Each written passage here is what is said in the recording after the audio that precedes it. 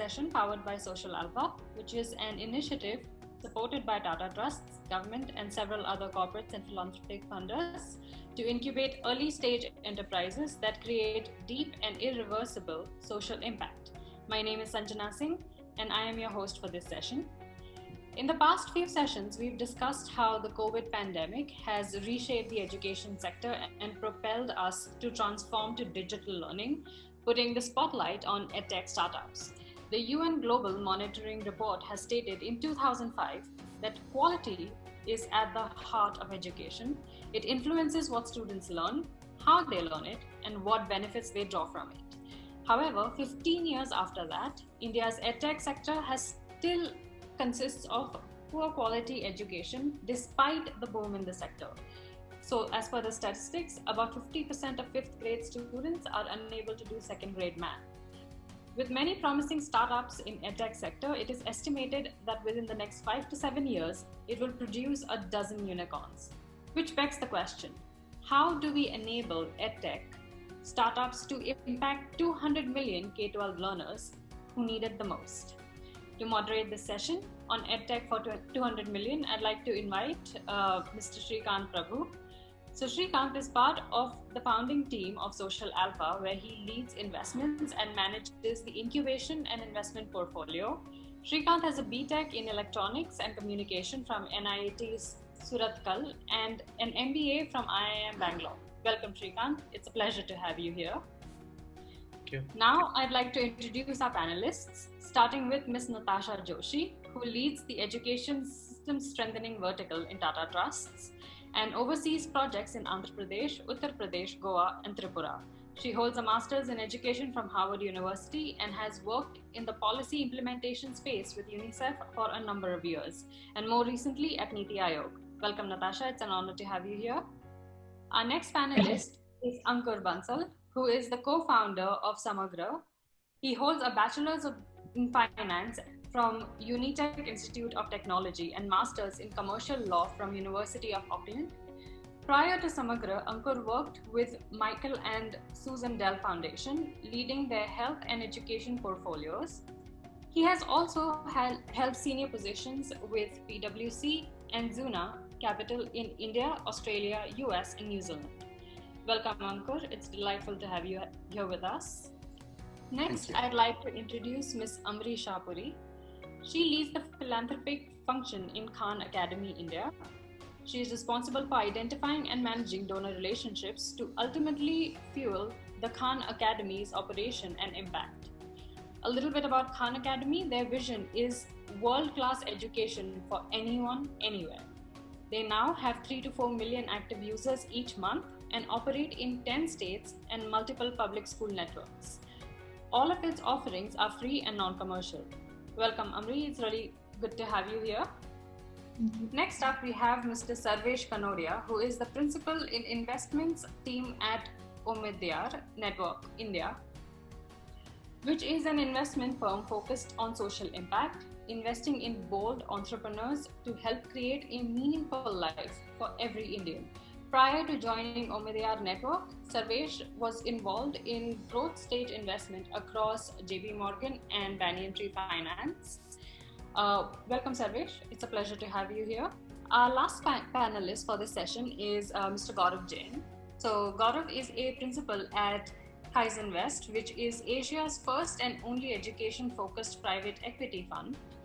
Kaizen invests in education companies that can deliver critical outcomes at scale using innovation online and offline business models and disrupt the education status quo with new innovations.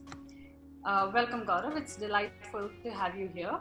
So before we begin, I'd like to invite my colleague Anchal to close the session at 12:25, which will mark the end. So over to you, Shrikant.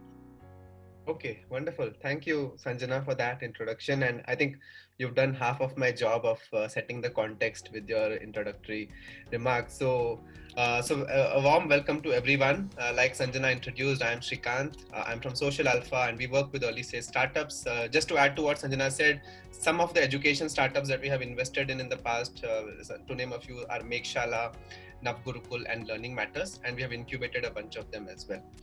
So jumping straight into the topic, right? The topic is EdTech for 200 million, and how do we enable EdTech to impact this 200 million segment, which we also typically call Bharat segment in many of the other sectors as well, right? And to dissect this topic slightly, let me kind of draw you to three realities that we are going through, right? Reality number one is EdTech, right? EdTech itself is a very buzzing word. Everyone's seeming to take notice of it. It's there in the news.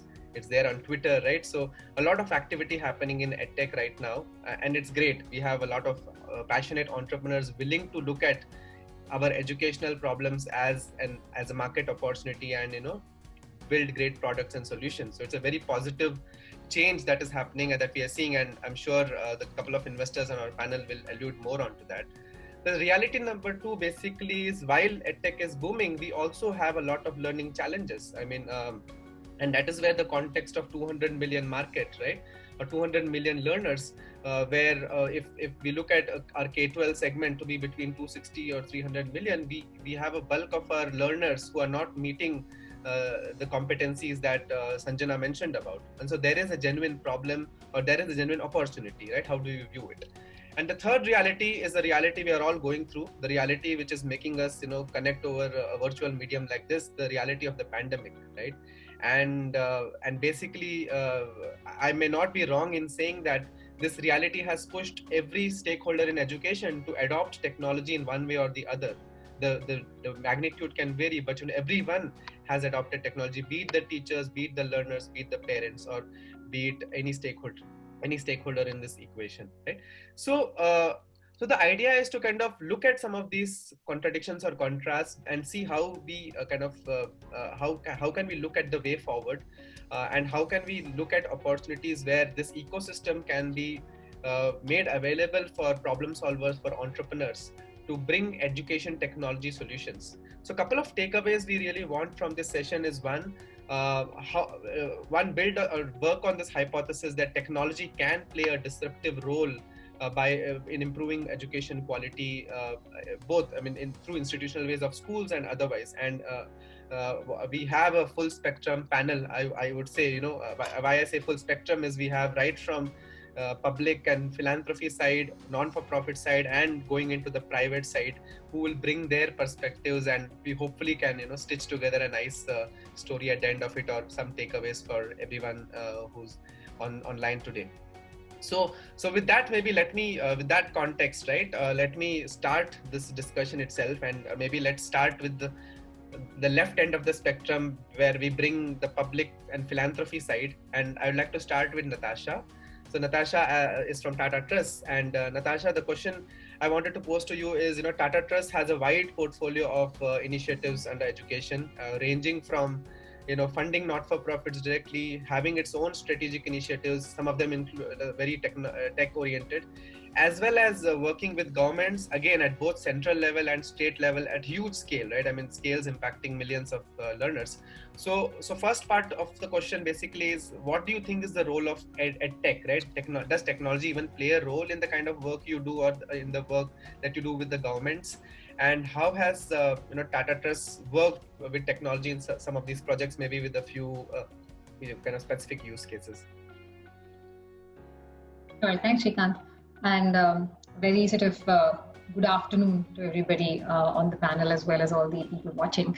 So I think to your question, Shrikant, absolutely, we have one of the things that I will say when it comes to technology, that it threads through everything that we do. Right? And every intervention and every initiative, internal or external, technology has now become an indispensable element within education. Having said that, I think when we look at, if I had to sort of look at a kind of how do I see the role of technology, our experience has been that we can cut it in three ways. One is that you have technology that is direct to the learner, where the learner is interfacing, or the child is interfacing directly with the technology, and they are learning at their own pace, and it's much more self-directed. The other use case for us has been around using technology as a tool to professionally shore up teachers. So have teachers improved their sort of capabilities and their abilities using technology? And we therefore use technology as a means to disseminate and reach more teachers, and that's where the technology play comes in. The third has also been around using technology for administrative purposes. So working with state governments in trying to improve administrative efficiencies, administrative turnaround times, transparency and clarity within data, and so on and so forth. So I think these have been the three kind of broad experiences. I would say that startups exist in all three areas. There are many startups that we have interacted with, worked with when it comes to driving learning for children of mostly all age groups, but largely I think it really kicks in the kind of middle school, high school segment is where we have found the greater resonance within our portfolio. But you have a lot of startups that we have worked with on the teacher professional development side. There are startups that also exist on the kind of administrative efficiency side. So this is the way the landscape sort of works. Specifically for us, I think what is exciting, I would say, is when all three come together. So in one of the projects, for instance, that has responded extremely sort of in a timely manner has been our work with the government of Goa and the Department of Education in Goa, where the department wanted to basically somehow respond to the reality of schools being shut and teachers sort of missing out their entire summer training and children having no access to education. And so as a combination of learning-driven solutions, administrative-driven solutions, as well as teacher professional solutions, we wove together a kind of intervention where the state of Goa has managed to do a live kind of in-person, and when I mean in-person, I mean not a sort of, offline course, but a facilitated training of all its 10,000 teachers within a period of 2 weeks. The state government managed to do that, and that was the beginning. It was not the end, It was sort of like saying you get the ball rolling, and now these trained teachers will be in a much better position to reach out to students, will be in a much better position to learn from one another. So that is an example where I have seen all three strands coming together, of right. learning. Yeah. Okay. No, that example is amazing, and I also read about it as well, that you could manage to train 10,000 teachers in a matter of a month through using completely on technology while this pandemic was on. So, and you also touched upon, Natasha, that you have dealt with startups or engaged with startups. So you would want to maybe very quickly in 30 seconds touch upon what is the role, how can governments and initiatives like yours engage with startups in a win-win way, right? You want to take that? Yeah, sure. I think that the promise of working with startups naturally is agility, relevance, and so on and so forth. And I think what we as large organizations can sort of enable startups with is providing a sandbox, providing an opportunity to actually get into the sort of field and test the product and iterate on the product. Because one of the things that we've, in our own personal experience of working with our in-house products, has also been that it takes about 1.5 years for the user to simply just build familiarity with the interface. And if you have a very high velocity of products, then the user just gets a bit disoriented, and especially in a kind of low-resourced environment like the government school system. So I think that kind of handshake is definitely possible, where you have a lot of innovation and agility on the startups end, and then you have this kind of scaffolding that an organization like ours, for instance, provides. So that's why maybe civil society organizations and philanthropies can play a very catalytic role in providing that sandbox for startups. I think wonderful. And we have a question on whether it was Adhyayan. So I think Adhyayan was one of the collaborating organizations on this Goa project. And it is a organization supported by Tata Trust and also incubated by us. So it's actually a proud moment for us as well. Moving on, thanks Natasha for that. And moving on to Ankur, who again represents the same public side of things, right? So Ankur is the co-founder of Samagra Governance, which is into governance consulting. And it's amazing. I've interacted with Ankur for quite some time as to how every time he mentions about how to work with the government to move the needle and help them move the needle, and that everyone wants to move the needle, they need to be, they need to be worked with a particular way, right? And so Ankur, how has your experience been particularly in education? And I know that you also have worked with EdTech in particular. So would you want to talk of a few examples where tech adoption has happened at a decent scale by governments, and you've done amazing work in a couple of state governments. So can you touch upon your experiences with EdTech? Yeah, thank you, Shrikant. And I think half of my job has been done by Natasha already. This is the framework we internally also use. So we always say that technology has broadly three sort of role to play. One is on the improving the governance, right? Because it's a massive system. Any government we look at, they employ 40-50,000 teachers. There are at least 8-9 lakh students in a smaller state. I'm talking about smaller state, not Bihar and UPs and the words and everything. So one is that how do you standardize a lot of processes so the entire bureaucracy has time to focus on important things, which is the learning outcome and all those things, right? That's the first strand of technology. The second is for the teacher enablement and all, because 4 or 5 years back when we started our education work, we did a time motion study of the teacher. And we found that the life of teacher is not very easy. For every training, they have to sort of move to district headquarters, they have to come to state headquarters, which ends up wasting a lot of time. So for the last 3 years, our focus has been, can we standardize these training? Can we sort of do these things? So this time delay, which teacher have to spend while traveling and everything, can that be reduced? So enablement of teacher through technology. That's the second strand.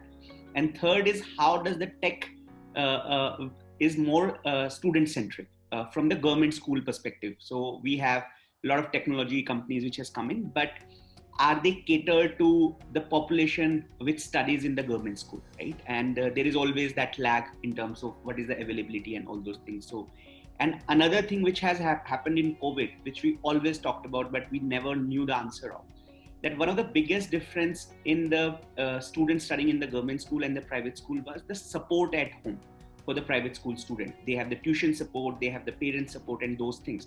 So their time for education significantly is higher than students who study in the government school. So we never knew what's the answer for that, because tuitions are expensive.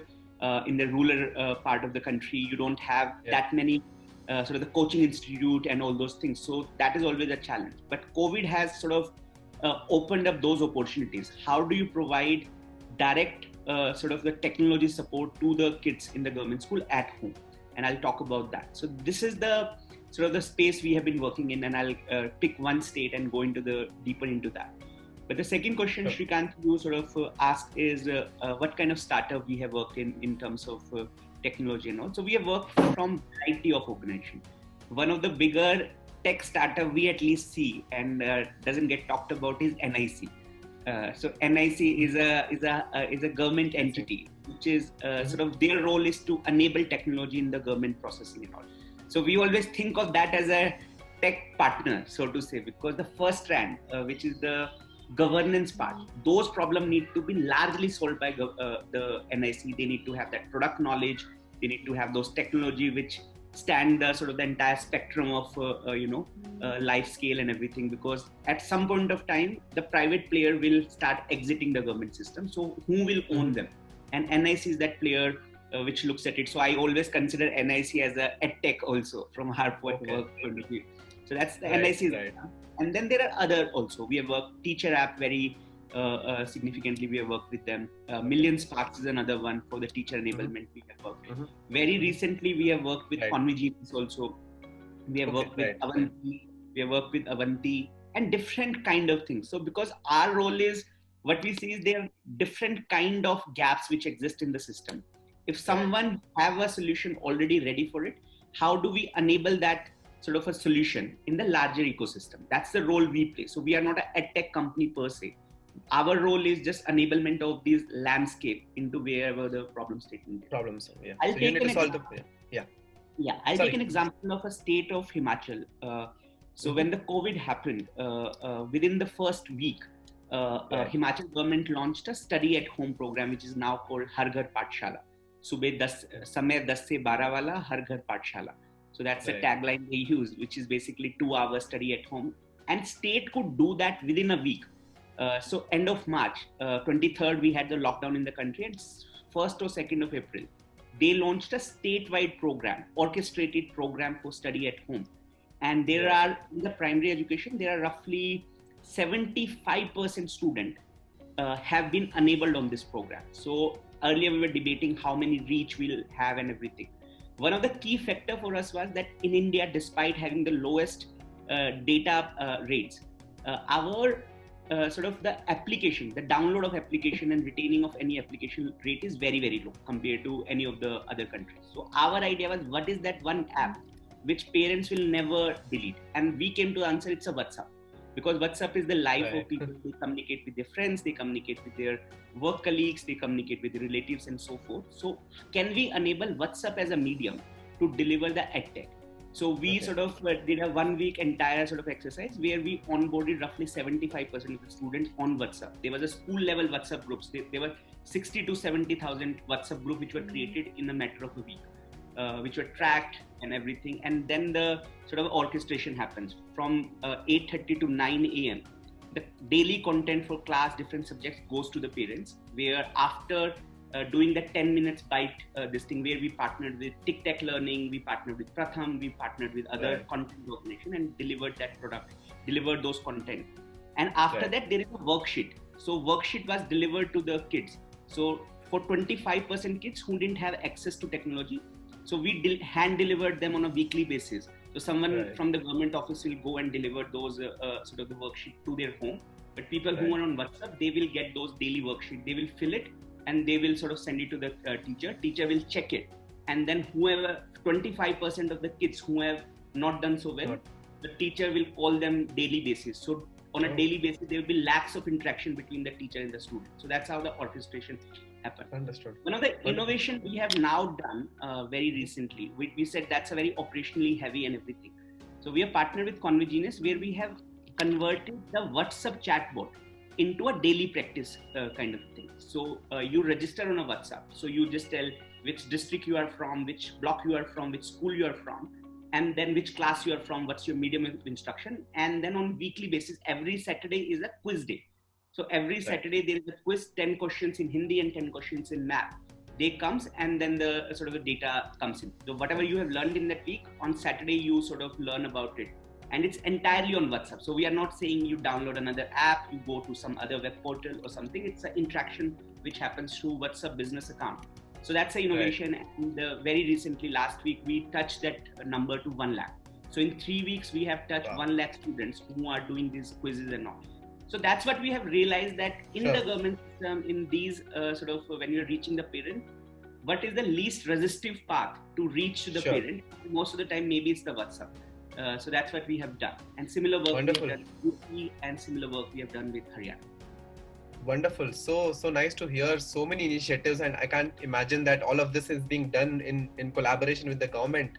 And really, maybe this EdTech for 200 million is getting answered in some of these initiatives. And like you said, it can be as simple as WhatsApp. I really like the fact that you applied some very, very corporate kind of models like time, motion, study, and all of that to look at scientific solutions to some of these challenges. And user experience is the key to adoption. And that brings me to Amri. Thanks, Ankur, for that. I have many more questions, but yeah, we're just running on a very tight schedule. So Amri, you come from Khan Academy. Again, Khan Academy as a brand, as a name, is known pretty much globally. And we've millions of users using Khan Academy. So, and I think Khan Academy made its entry into India very recently, about 4 or 5 years back, and looking specifically at creating and contextualizing content for Indian syllabus and languages, right? So how does Khan Academy aim to bridge this EdTech divide, just adding on to, I think, what Ankur has been saying with his experiences, as well as, I would like you to touch upon building great products, right? Maybe I look at Khan Academy as a good quality content, right? So what is the role of building great products to drive access and adoption at scale? Would you like to take that? Sure, thank you so much, Srikanth. I think in the introduction we briefly touched upon is right now Khan Academy has about 2 to 3 million users a month. And we have is within 3 to 5 years, we'll be tapping into about 20 to 30 million learners a month. So the question is what's driving these numbers? And what I'll do is briefly touch upon is our theory of change. So we begin with very engaging content and teacher training tools, which is powered by our global product, of course. Our pedagogy has always been on the understanding that students learn at different rates and they come to the table with different levels of understanding as well. So all of our software and tools have been created keeping that in mind, allowing students to study at their own pace and also plug into their learning gaps as they go as is necessary. And all of this is free and non-commercial. And we really emphasize accessibility we work at the state level at government schools as well as with self-directed learners at home. We're strengthening our vernacular language content. Our content is now available in 7 languages, and we're available on a mobile app as well as on the web. That is a kind of a general overview of our theory of change. To go on to answering your question about how is our product and our innovation driving adoption, I'll briefly touch upon 2 models which have worked very well for us. One is an acute response to COVID and to keep kids learning is a partnership that we had with the Delhi state government. Traditionally, when we're in schools, we work in classrooms supporting teachers. But in this model, we innovated and it was more of a direct to learner approach. Where we created these foundational courses, which is still a curation of our videos and our exercises, and created a 10-week program to help students come up to grade level competency. The state of Delhi they sent targeted SMSs directly to parents, which had links to micro lessons of what the child needed to study that day. And because the state of Delhi was such an effective distribution partner, the program was a resounding success. We had over 500,000 students logging onto our platform, and we had generated over 1 crore plus learning minutes on it for this. So this is an example of how we had adapted our content to answer a demand from the ground. Moving from an acute response is more of a long-term adaptations to how classrooms will be in upcoming year or in the near future is a model that now we're working with the state of Punjab, but also working with many other states as well. But to just touch upon I think the question that all of us are asking is, what is the classroom going to look like in the near future? A lot of it is going to be social distancing, although probably we can anticipate is some sort of batching that might happen, is where some students are physically in classrooms while some students may be learning at home, perhaps on a rotation basis. Some families may not be comfortable sending their kids to school at all. The interesting thing that's emerging from this is that we're stretching the idea of learning being bound within a certain time and space. No longer are we thinking that learning can only happen in a physical classroom, the 8 hours that we're sitting in that physical classroom. So we can anticipate that during the year, there'll be many models that emerge. And it's even possible that the virus might upsurge and schools may close again. So very dynamic state for how the classroom will be defined. So what we're doing in Punjab right now is building capacity within the systems. We're doing this in 2 tiers. The one is with the teachers and one is with the district mentors. So with the teachers, our training begins with online on-demand training, followed by webinars, which are conducted by our master trainers. And in this training, we're teaching teachers how to use Khan Academy, giving them flexibility in how they want to use Khan Academy. It can be in different modules, can be as pre-work or learning or remediation or testing, and giving them a pacing guide so they can allocate time according to their classroom requirements as well. For the district mentors, which you can consider is a level above the teachers, we're training them to take up ownership of the project. Is training them to support teachers and drive usage, training them to help teachers to optimize the platform. And all of this capacity building that we do allows Khan Academy to have a very small footprint on the ground. So we're just a team of 20 pan-India, and we're looking at 1 million students in government schools this back to school. And a lot of it has to do with our capacity building. We also drive our adoption with our localization efforts. So we know that the more content we can localize, the more accessible it becomes to more students. But rather than Khan Academy creating that, we provide the technical know-how. We provide the support and everything else they need to create it is completely driven by the state. Like in Punjab, now our content is being localized into Punjabi, but the government that is going to be hiring the teachers, doing the entire project management, and ultimately driving the usage and implementation of it into the programs in their schools. So that's been effective for us. Sure. In Punjab now we're looking at is about 200,000 students, about 1,200 schools. And what's been an incredible experience for us is from seeing Khan Academy being is one period allocated for practice supplementary support to now seeing Khan Academy being make a fundamental shift to being a support tool for the core content. So that's been very exciting for us right now. Wonderful. So I guess to sum up is what's driving our adoption of Khan Academy is we emphasize accessibility tremendously. We build capacity within the systems. We adapt our content to meet the demand on the ground. And of course, all of it is driven by data so that we have is real-time continuous feedback coming in for teachers so they can make actionable change in their classrooms because of it. And ultimately working towards efficacy to bring credibility to your work.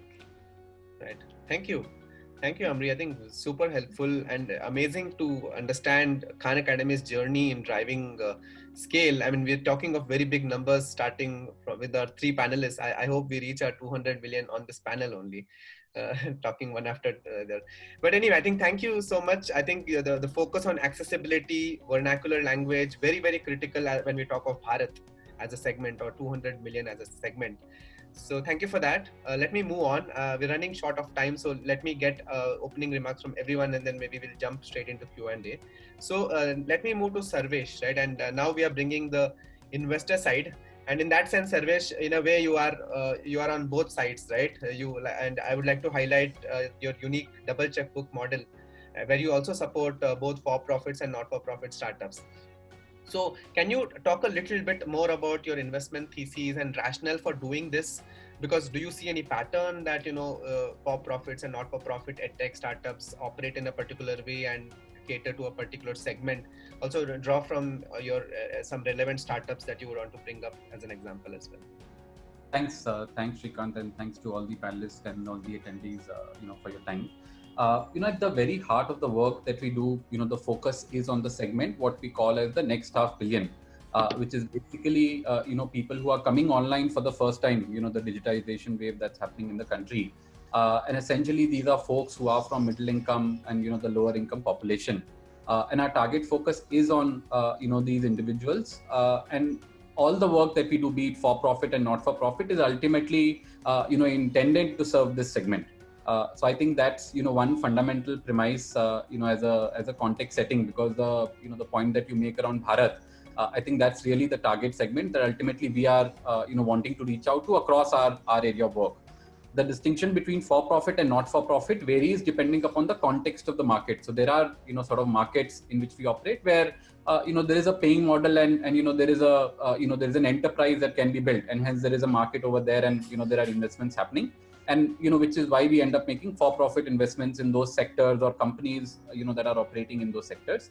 And then there are areas where there are market failures, and as a result of that, we end up deploying our not-for-profit capital over there, with the intended objective across both of them is how do we achieve social impact. So I think that's that's just one framing. When it comes to education, that premise is very much similar, where we end up working both on the for-profit side as well as on the not-for-profit side. I think the one big focus for us, worthwhile calling it out, is we focus both on academic outcomes as well as what we call as life skills outcomes. And that I would say is a focus area for us, going forward in terms of how do we think about other skills, beyond just maths and science, because when you think about the century that we're living today, I mean, just knowing maths and science is not enough. While it is important, there are other skills that are also important. So I think there's a lot of focus from our end also in building those skills. In terms of our, sort of portfolio and the body of work that we've done now, and how we sort of thinking about our work going forward, I'll spend some time on that.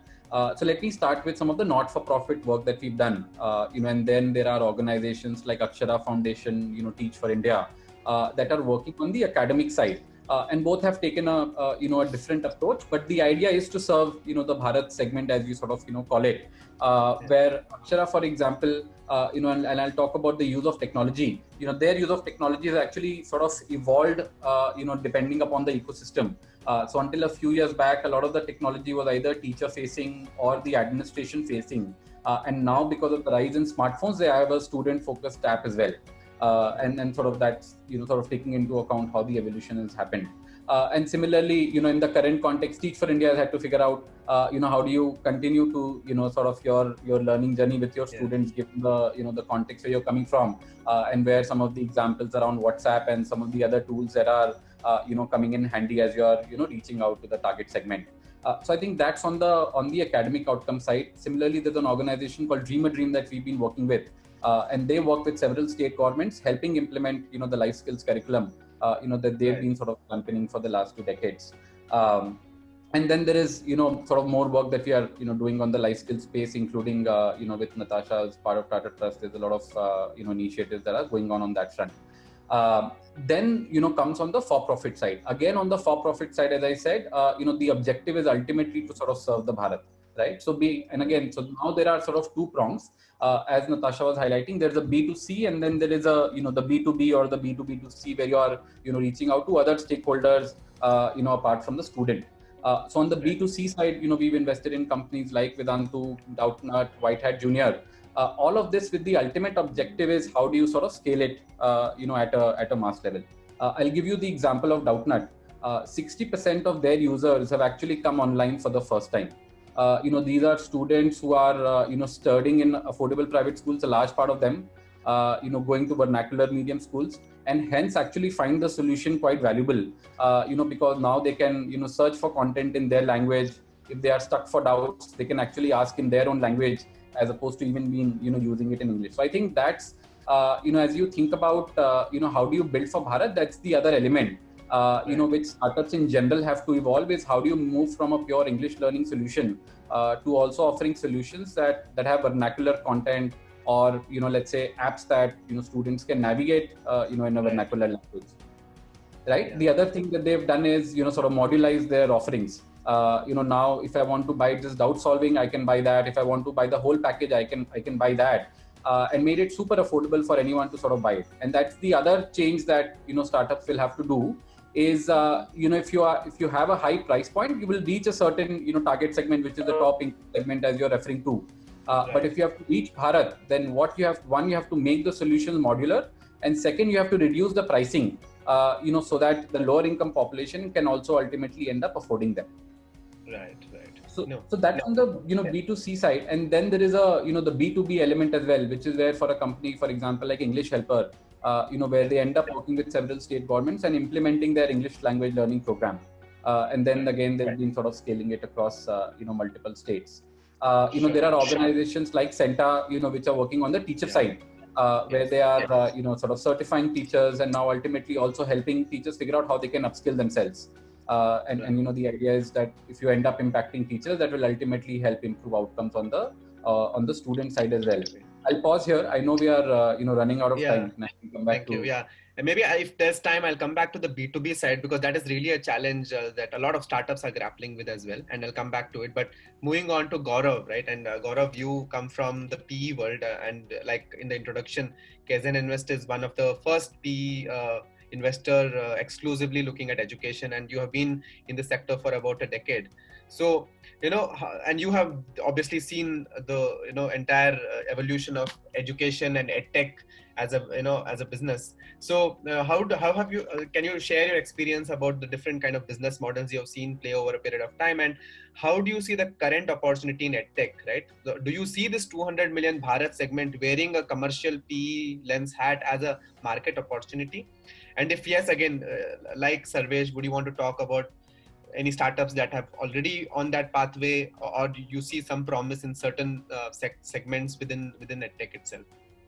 Sure. No, thank you so much. So I'll just start with our underlying thesis. We believe the ultimate aspiration, whether it's Bharat or India or how you want to segment it, is basically access to quality, right? That's where EdTech has to play a role, right? Whether you in the offline world you have islands of excellence, right? Which most of the India or Bharat doesn't have access to. But technology can play a great role in equalizing the playing field there. So that is our underlying thesis, that businesses that provide access to quality to at a large scale are going to be fundamentally successful. Yeah. And for this to happen, we just don't need one or two startups. We need the whole ecosystem to evolve. And by that, the way we look at it, there are generally two broad categories. You have the education delivery companies and you have education enablement companies. The delivery companies are the ones that actually impart the education, and the delivery companies are the ones that provide the tools for the delivery companies to actually give and actually deliver it effectively. To give you an example, from our portfolio, like Topper is an education delivery company. It is actually going out and today, helping more than 300,000 students learn online. And then on the enablement business, we have a company called Impartus, right, which provides a platform for educational institutes and teachers to teach live online, right? So both these aspects are important for the whole ecosystem to grow and to reach the 200 million opportunity. So there are business models across this that need to be successful. And also in the value chain, the way it is divided today from our view is you have the content creation, then you have distribution, then you have testing/analysis, then you have reporting, and then you go back to the original piece of content creation for remedial. So it's like a positive virtuous loop. Yeah. So to expect a company to do everything, I think is a little asking a lot, right? Because today that doesn't happen even in the offline world. So we need companies in each of these segments to go out and expand and help evolve the ecosystem, right? So today we have great initiatives, right? Like from members over here who help create a lot of content, used different more kind of channels to distribute it. Testing and analysis is still very nascent. Reporting is even more nascent, and remedial is almost non-existent today, right? Yeah. But we are headed in the positive direction, right? So we are solving each problem, step by step, and the pace of kind of solving these problems is accelerated, especially a lot. One of the big fallacies that was that people will not pay for content. I think that has changed. I think if you were to sit like about probably 3 years before, they said, "Oh, why will anybody pay for Netflix? Right? There's so much of torrents available, free content available. Why would anybody pay?" But people are paying, and people are paying for quality. People are not paying for bad quality. They're not paying just because it is there. We must pay. If you go out and show that yes, we are providing good quality content, even Bharat pays.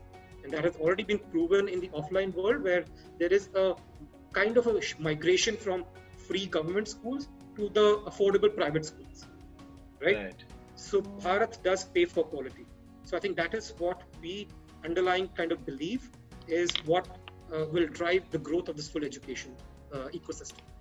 So I'll just take a quick pause there, and I know because we're running out of time, so maybe. Yeah, thank you. I think very, very valid points, and it's wonderful to note from you that startups can actually play a role in this entire value chain of content to distribution to remedial and the feedback back into the thing, which actually is very, very critical, and we are seeing EdTech playing a lot of things. So I think we have kind of run short of time. So there are a few questions on the chat, and maybe if some of those questions can be answered over chat, it will be wonderful. But if anyone wants to pick any of those questions, one question is on accessibility for special education as well. And like in Social Alpha, we have some startups in the special education, and they have very successfully worked and engaged with government schools and even traditional schools to make it accessible for all people with disability, let's say. So anyone wants to add any angle of accessibility or inclusive education here? Yeah, Natasha? I'm happy to go. I think one point that we haven't touched upon, which is that what is the kind of role that all of us as a sector can play in improving procurement and infrastructure for technology. And whether it's with partnerships with state governments or it is with civil society or more local administration partnerships, I think that has been a big challenge and continues to be so. That while the quality of the products and many of the other ancillary bits might improve, there is still a very real issue around access and connectivity even. I mean, just in terms of network, devices, so on and so forth. So I think what this pandemic has done is it has really kind of accelerated that conversation because one of the risks is that the pandemic, because of its inequitable, because all children don't have equal access to devices, and only a very small number are getting a lot of educational reinforcement while the others are not. In some weird way, technology is only amplifying the inequity. So I think that is something that everybody is feeling acutely within the space. And I think that is something, I'm not saying I have an answer to it, but I think it's a very good question that's come up on the chat. And it is something we should all sort of think about, which is how do we, jointly move towards better infrastructure for technology. No, this is a great perspective.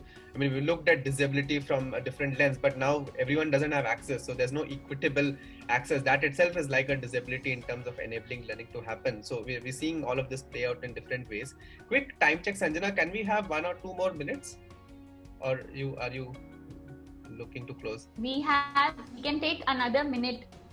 Okay, so then I would really like to then bring it all together, which is what I really wanted to do.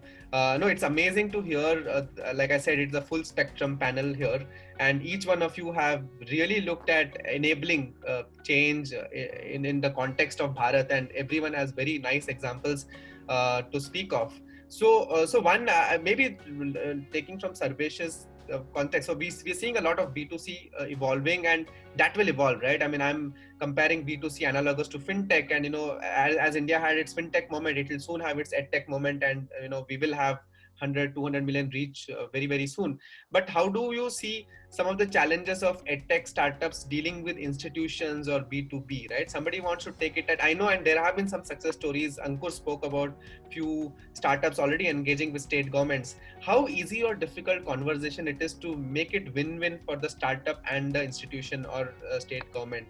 Again, I'm leaving it to open because that is literally what we as an ecosystem can catalyze and do better on. And maybe your responses could be in the line of what can we as an ecosystem do to enable that. In a quick context, Shrikant, I think when you talk about institutions, there are 2 elements. One is the the B2B on the private side, and then there is the government side, right? And I think both of them deserve equal importance, if not weighted either side. Because even when you look at on the private school side, 90% of them are affordable private schools, which are students from lower and low middle income population. Right, and each of them will require a different solution. I think when you talk about the B2B on the private school side, I think the issue has been that the market is fragmented, and as a result, while there are products that have been built for the space, they haven't been able to scale up, because of the issues around distribution. And there are 2 solutions that at least we are seeing right now, where you could sort of solve for some of that. So one, for example, is an investment in our company called Varthana, which is an affordable private school financing company, and they've used financing as a way to enter schools, and the largest sort of network in the affordable private school space today, right? Have a network of close to 4,000 schools, and now what they're doing is, they have what they call as beyond loans, where we're basically offering education solutions, on top of the financing solution. So they have a separate team which includes a bunch of ex-educators who are both sort of in some sense curating different solutions and then offering it to their own sort of school partners, and that's one way to solve for some of the distribution challenges. Is how do you figure out a product that is sort of easy to get in and then upsell other learning products on top of that. So I think that's one. The other is if you can have a low cost tool, which is, let's say, even a communication platform that schools need and can be, let's say, a better sort of version in terms of what they're using as WhatsApp today. Use that as means to get into schools and then again upsell learning products on top of that. So those at least are couple of things that we are seeing. The second one is still unproven, but at least on the first one we are seeing some progress in Varthana, and Kaizen is a co-investor with us in that company. And then there is the B2G angle, which I think is not as straightforward because of the procurement policy today that the government has, which doesn't necessarily invite for-profit startups at least to, excite them, to play in that space. And there, I think probably in the near future, unless our procurement policies are solved for, a lot of not-for-profit organizations, will have to take the lead. And some of the examples that I mentioned, including Akshar, or, there are many more in the ecosystem as well, who are using tech today, to reach out to state governments and their, students and solve for the learning needs over there. Right. Thank you. So just if I could end on an optimistic note. 10 seconds. 10 seconds. Before, if we had to teach like 200 kids, it costs us a couple of crores to set up a school. Today, to just provide them access, we can be done under 20 lakhs.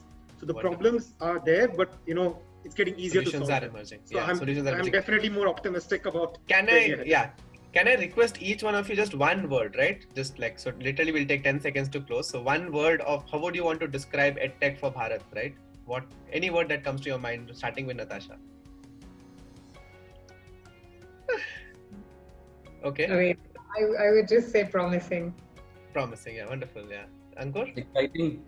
I think for me, EdTech needs to connect with the non-tech world, with the real world we live in. So how that integrates the physical world is, I think, important. Integration, wonderful. Amri? I would say value. I think we're always looking to see how we add value to teachers and students, and accessibility, of course. Wonderful, value, very important. Sarvesh? I had earlier thought of exciting, but I would actually add quality, because I think we should not forget quality. Value and quality, yeah. Very interlinked, value and quality. Gaurav, we will end with you. It's opportunity. Wow. I think it's wonderful, starting from promising to its opportunity, and it is there, it is here, it is now, and pandemic is obviously giving us a boost. Let's see how we can leverage it. And I think we are ending on a very optimistic note. I know a lot of questions have not been answered, so I would request you to reach out to the organizers and they can put you in touch. I know, Amri, there's a question to Khan Academy and all. So please reach out to the organizers. They'll touch base with us, and we'll connect with you.